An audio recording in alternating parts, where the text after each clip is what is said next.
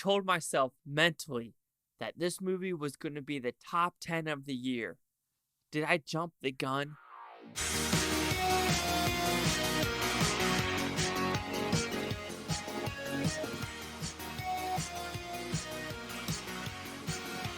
Chase Leaki here with a Blue Futon reviewing The Killer. What's about? Pretty simple premise. We have an assassin, and the assassination went haywire. Now he's got to go and take revenge on some people who decided to take revenge on him and people that he liked or loved.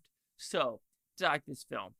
I thought it was a pretty solid action flick directed by David Fincher, starring Michael Fassbender. Other than that, it's a pretty good film. It's hard for me to say that I absolutely love this film. I love the craft of this. I like the score of it, especially the score when he's in Florida. Fantastic with that action set piece. However, when the credits rolled with this, I was like, yeah, that's a movie. Like that's a solid, well-crafted movie about assassination and him taking revenge. And how it's done is very smart. It's very methodical. It's very professional. And what I mean by professional, it means that I feel like someone who has killed someone, which I haven't, but I feel like this is what they do, especially with the different clothing, the sprays, how they do stuff in life, what they're actually doing, especially like the McDonald's part, which is very true. It's like $1 for a cheese biscuit sandwich. Absolutely. And just everything in the world and what you use it to your advantage. So we can tell you about the positives. Of course, you have David Fincher behind the camera. It's always going to look good with, Seven, Mank, this, Social Network, Fight Club. You're always going to get something good. However, I would say this is the more mainstream David Fincher R-rated film. Because people can say, okay, Social Network is very, mainstream. Also forgot Girl with the Dragon Tattoo. But yeah, I would say The Killer is David Fincher's most mainstream movie. People say, oh, what about Seven? There's something about Seven where I wouldn't call that so mainstream. Or what about Fight Club? That ain't a mainstream movie. That is off the walls bonkers. But something about The Killers feels like it's methodical and it's made for you and everyone else. Like there's not a specific crowd. This is for like Mank, for the movie people. Seven, for the murder mystery people. Killers is very much a mainstream type of film. Of course, Michael Fassbender, fantastic job. He was way better here than he was in Next Goal Wins. Of course, that's two completely different films. But I think Michael Fassbender, the way he acts in other movies, this is the type of movie he is born to play in. Now, of course, the cinematography, the landscape, and the different locations always felt like we were in the real world. And I always give props that there was no sound stages. Or if there were sound stages, I sure as shit didn't see any.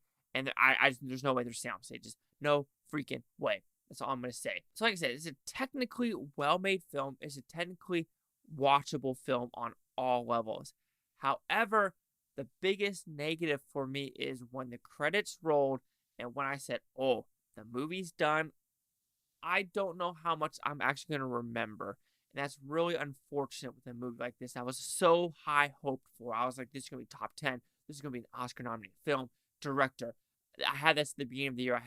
This is one where I screwed up. I'm sorry. This is the one where I jacked up because after watching it, I don't see again any Oscar nominations. Some people might say cinematography or score, and that would be the only things I could say that I could say okay to. Other than that, there's nothing else I could say, yes, this would get an Oscar nomination for. So just when thinking about the negatives, I truly think the main negatives is I just wish I had more side characters. And what I mean by that, this is split up into 5 parts. Of course, Paris, Colombia, New Orleans, Florida, and New York.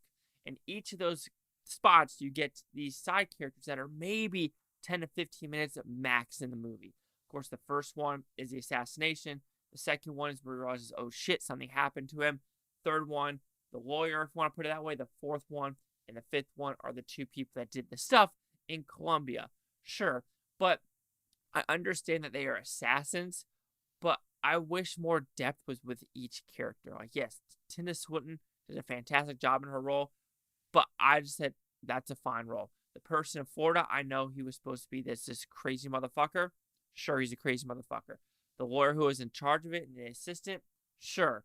I mean, there were some good also elements to it. They could have dived deep into how he keeps screwing up all of a sudden, especially in Louisiana, especially in not Florida. I guess he kind of screwed up in Florida, in Paris, in Colombia, how all these bad things are happening, but it doesn't really explain what happened to make him make these mistakes. Is it just because of domino effect of what happened in Paris? Or is it just because he's just getting old? It doesn't really explain it. That's why I'm saying, like, I watched this movie. It was fantastically shot, sound, technical, but the overall just impact, I needed more. I just needed more. So overall, The Killers, even though it's a fantastic film, I think most people will like it just because it is very mainstream. It's fun to watch. The 2 hours goes by a breeze. There's some dark humor in it. However, when the credits rolled, I said, So The Killer will receive a 4 out of 5 with Futons, which equals at 80%. Of course, that means not in my top 10. Well, let's see the critics' review scores gave this one. So you have critics 86%, 207. Audience score 63%. Over 500 critic consensus. The Killer finds director David Fincher on firm footing with a stylish and engaging thriller that proves a perfect match for leading man Michael Fassbender. Sure, the audience score is probably with the same as me, where I'm like, oh, I needed more. Anyway, 80, 86, 83, 63. Cheese out with the Blue Futon. Like, comment, subscribe. One more thing, Bhutontopia. You Bhuftonians! Thank you for watching. Have a great day. Now I don't care what to say tomorrow, week, for a month, for a year, for every single one of you. Now it's time for me to become the killer. You can't see me. Ooh, I'm